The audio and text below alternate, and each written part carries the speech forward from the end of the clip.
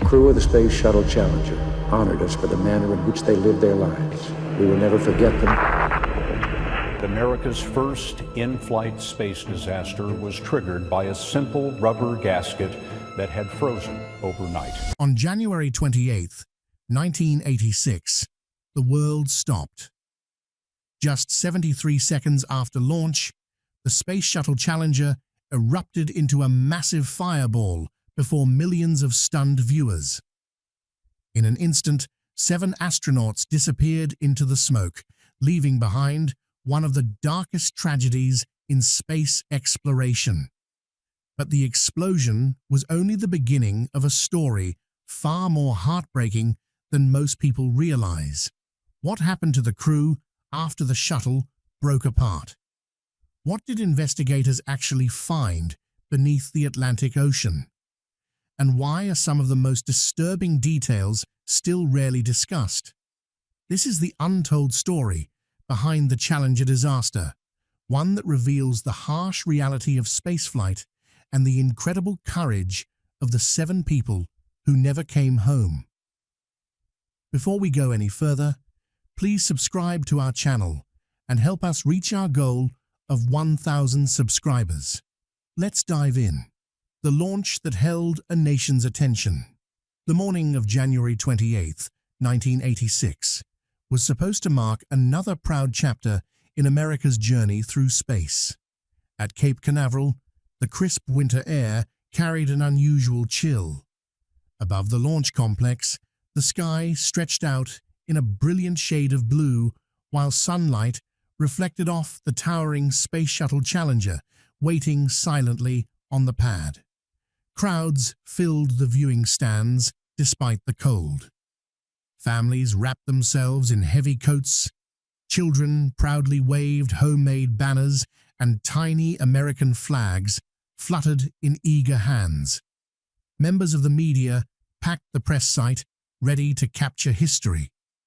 Across the country, millions watched the launch live. In countless classrooms, televisions had been rolled in so students could witness the event together. This mission was unlike any before it. Designated STS-51L, Challenger carried Krista McAuliffe, a high school social studies teacher from New Hampshire.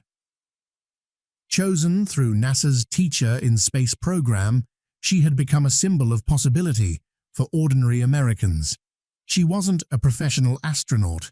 She was an educator whose journey inspired people from every corner of the nation. Joining her were 6 accomplished members of NASA's astronaut corps: Commander Francis Scobie, pilot Michael Smith, mission specialists Ellison Onizuka, Judith Resnick, and Ronald McNair, along with payload specialist Gregory Jarvis.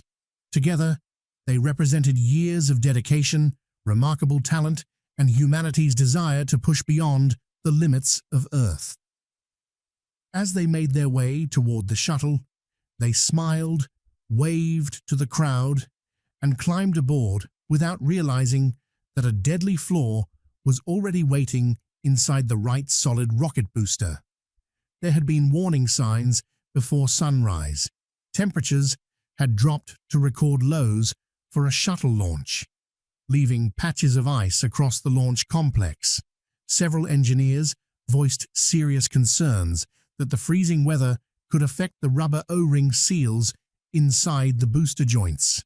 Those seals were designed to remain flexible under pressure, but extreme cold caused them to stiffen, reducing their ability to create a proper seal. Despite those concerns, the countdown continued. At exactly 11:38 a.m., the clock reached 0. The shuttle's 3 main engines roared to life, sending clouds of steam and smoke across the launch pad. Slowly at first, Challenger lifted away from Earth before accelerating into the bright Florida sky. Cheers echoed through the crowd as spectators watched the shuttle climb higher and higher.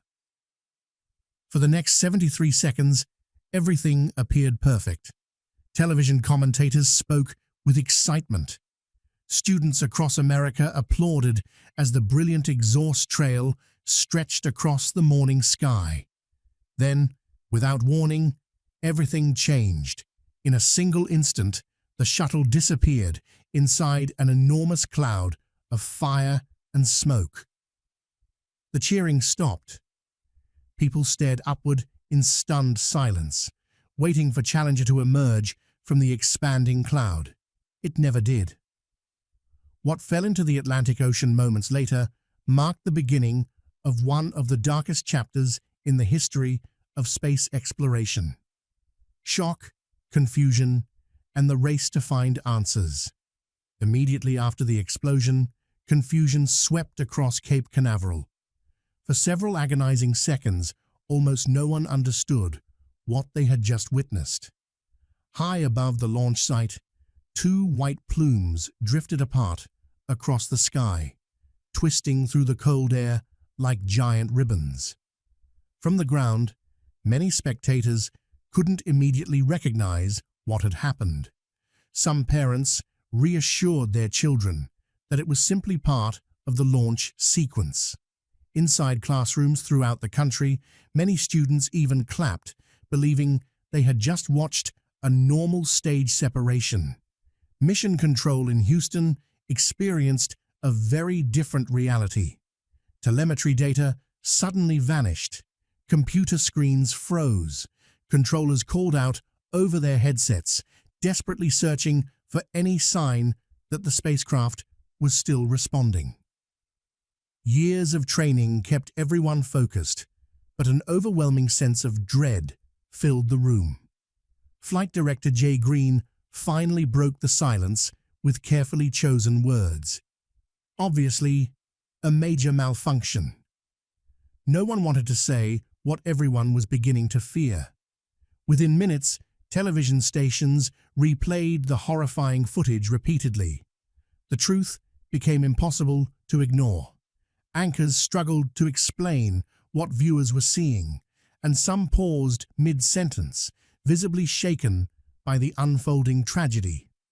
NASA quickly ended its public broadcast as senior officials withdrew behind closed doors to assess the situation. Meanwhile, an enormous search effort was already underway. The U.S. Coast Guard and Navy launched helicopters almost immediately, while cutters and rescue vessels rushed toward the area where debris had fallen into the Atlantic Ocean. Search crews spread across miles of water, moving in carefully planned grid patterns. Every team hoped to find signs that someone might have survived: a floating helmet, an emergency raft, or even a distress beacon. Divers prepared to enter the cold Atlantic. Instead of survivors, they found only wreckage.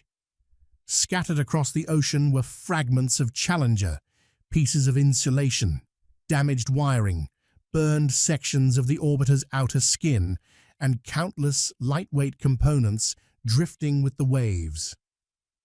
Back at Cape Canaveral, NASA continued referring to the operation as a search and rescue mission during brief press conferences. Inside Mission Control, however, the reality was already understood. The shuttle had broken apart nearly 48,000 feet above the Earth. As daylight faded, powerful searchlights swept across the calm Atlantic waters. The unusually quiet ocean seemed almost motionless beneath the night sky. Far below the surface, hidden in the darkness, much of Challenger had already come to rest on the seafloor. Only days later, sonar operators would uncover something far more significant than scattered debris, a discovery that would completely reshape the investigation. The recovery operation begins. In the aftermath of the disaster, the Atlantic Ocean became the focus of one of the largest recovery efforts NASA had ever undertaken. The mission had changed completely. Hope gave way to determination as NASA joined forces with the U.S. Navy, Coast Guard, and Air Force. Together, they assembled an enormous operation involving ships, aircraft, specialized diving teams, underwater technology, and hundreds of personnel. Their objective was no longer rescue, It was to recover every possible piece of Challenger and determine exactly what had gone wrong.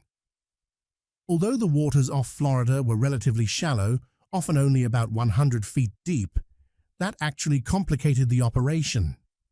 Instead of sinking into a single location, debris had spread across a vast section of the ocean floor, creating an enormous field of twisted wreckage.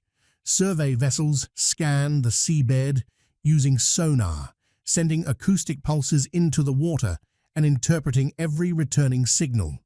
Some echoes represented tiny fragments, others revealed much larger sections of the shuttle. Each promising target required careful inspection by divers or remotely operated equipment. Recovery teams first collected debris floating on the surface. Coast Guard crews retrieved heat-resistant tiles, mangled metal panels, broken pipes, pieces of the payload bay doors, and fragments from the external fuel tank. Every recovered item was photographed, labeled, and catalogued before being transported ashore. Overhead, Navy helicopters documented the expanding debris field from the air, helping investigators map where each piece had landed. Yet what floated on the surface represented only a small portion of the wreckage. The greatest challenge remained beneath the waves. Navy divers repeatedly descended into cold, murky water where visibility often shrank to only a few feet. Guided by fluorescent markers and underwater reference lines, they carefully navigated a sprawling field of twisted metal, shattered wiring, engine components, and crushed structural beams. Some recovered fragments were no larger than a person's hand. Others weighed hundreds of pounds. As more wreckage reached the surface, it was transported to a massive hangar at Kennedy Space Center.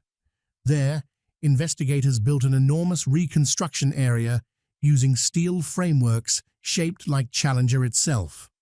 One piece at a time, engineers carefully placed every recovered section into position, slowly rebuilding the shuttle like a giant three-dimensional puzzle. Every burn mark, every crack, every broken edge was examined in extraordinary detail, because within those damaged fragments lay the evidence investigators needed to uncover exactly why Challenger had been lost. By the beginning of February, recovery teams had already retrieved thousands of pieces of Challenger from the Atlantic Ocean. Over the course of the operation, more than 100 tons of wreckage would be brought back to shore, nearly half of the shuttle's total mass. Despite the enormous progress, investigators knew the most important piece of the puzzle was still missing. The crew compartment had yet to be located, leaving countless questions unanswered about the astronauts' final moments. Then, during what seemed like another routine underwater survey, Navy divers reached an unusual sonar target resting on the seafloor. As they examined the object more closely, they realized they had found the most significant and heartbreaking discovery of the entire recovery mission.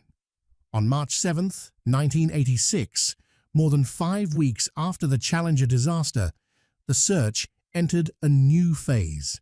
A Navy sonar team detected a large object lying nearly 18 miles east of Cape Canaveral. Buried partially beneath the sand and resting deeper than most previously recovered debris, its size and shape immediately caught the attention of investigators. It was far too large and remarkably intact to be another section of the boosters or the external fuel tank. Within hours, divers were sent to inspect the site.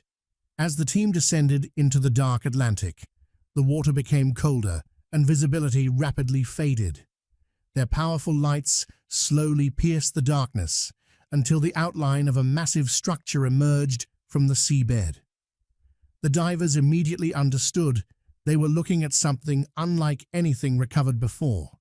It wasn't part of a wing, an engine, or the orbiter's outer shell. For weeks, many within NASA had quietly wondered whether the crew cabin might have survived the breakup as a single piece. Standing before it beneath the ocean's surface, that possibility became a tragic reality.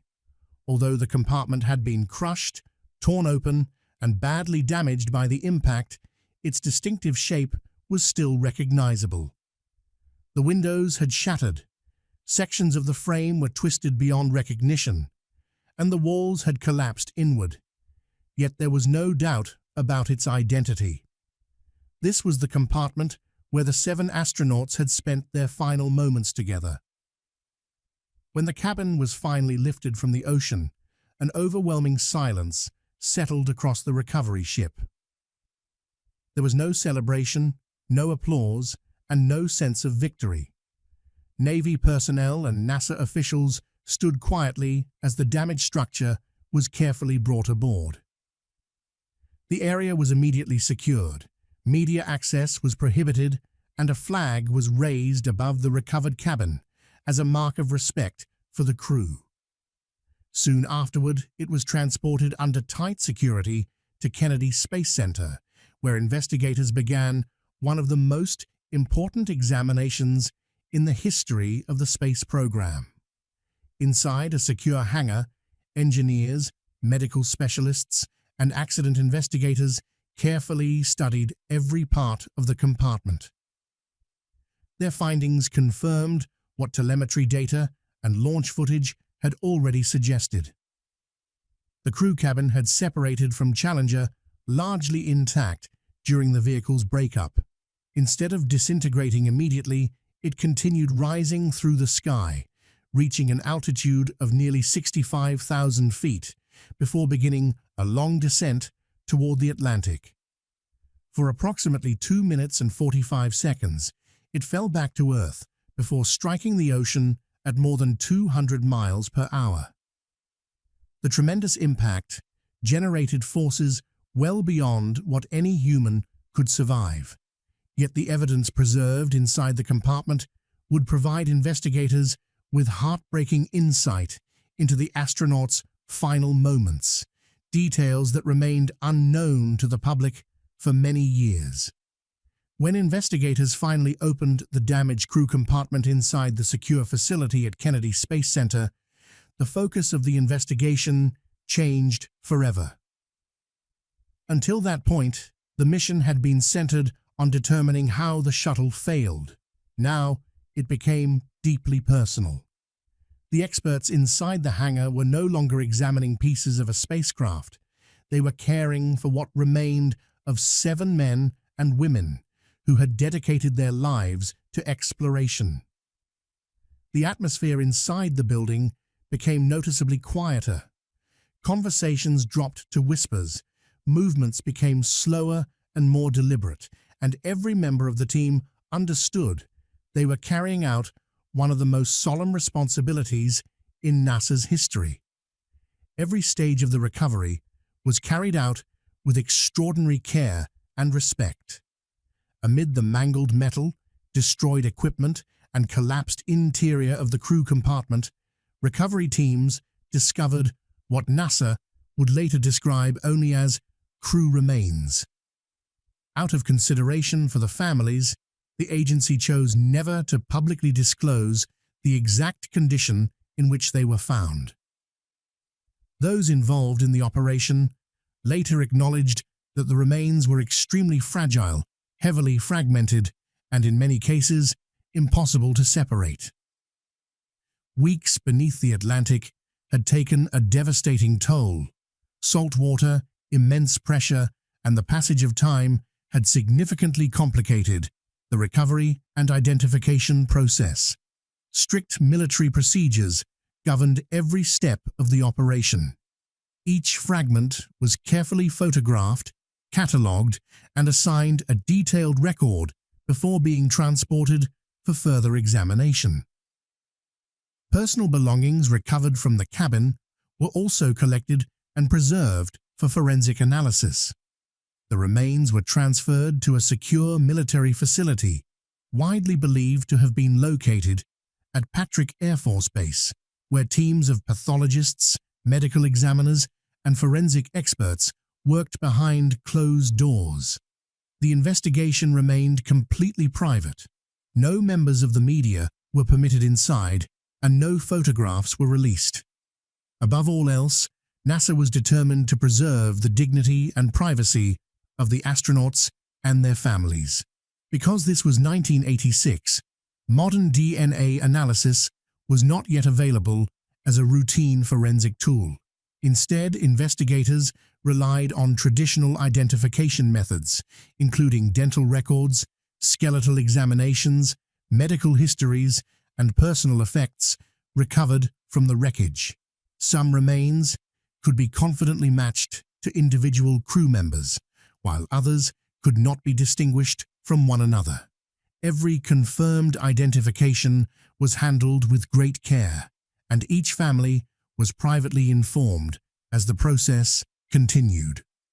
According to official Navy records, by April 19, 1986, all 7 members of the Challenger crew had been formally identified. During the examination of the recovered cabin, investigators also uncovered evidence that raised difficult questions about the crew's final moments. Several personal emergency air packs were found to have been manually activated, suggesting that at least some crew members may have remained conscious or briefly regained consciousness after the shuttle broke apart. Although the rapid loss of cabin pressure would likely have rendered the astronauts unconscious within seconds, the possibility that they experienced any awareness during the long descent deeply affected everyone involved in the investigation. NASA's official biomedical report ultimately concluded that the exact moment of death could not be determined with certainty. What investigators could say without doubt, however, was that the cabin's impact with the Atlantic Ocean generated forces that were unquestionably unsurvivable. After the identification process was completed, the astronauts' families were given the opportunity to claim their loved ones for private burial. Any remains that could not be individually distinguished were respectfully cremated together. On May 20, 1986, during a quiet ceremony at Arlington National Cemetery, the commingled ashes of the Challenger crew were laid to rest beneath a simple white memorial, providing a place of remembrance for a nation still grieving. Yet even after the crew had been honored and laid to rest, one question remained impossible to ignore. How could a spacecraft trusted by millions have been destroyed by what appeared to be a single mechanical failure? As the recovery operation drew to a close, attention shifted toward uncovering the cause of the disaster. President Ronald Reagan established an independent investigative panel known as the Rogers Commission, led by former Secretary of State William P. Rogers. The commission assembled some of the nation's most respected experts in science, engineering, aviation, and spaceflight, including Neil Armstrong and Sally Ride. Their mission extended beyond identifying the immediate cause of the accident. They were determined to expose every technical, organizational, and managerial failure that had contributed to the tragedy. The investigation soon traced the disaster to the right solid rocket booster, specifically the field joint connecting 2 booster segments. That joint relied on 2 rubber O-rings designed to prevent hot combustion gases from escaping during launch. On the morning of January 28th, however, temperatures were colder than any previous shuttle launch. The freezing conditions caused the rubber seals to lose their flexibility, preventing them from sealing the joint quickly enough once the booster ignited. Today, every January 28th, NASA pauses to remember the Challenger crew. Their courage continues to inspire astronauts, engineers, teachers, and students around the world. Though the shuttle was lost, their legacy lives on, reminding us that exploration always carries risk, but the pursuit of knowledge is driven by extraordinary people whose sacrifices are never forgotten. What are your thoughts on the Challenger disaster and the legacy these 7 heroes left behind? Share your thoughts in the comments below.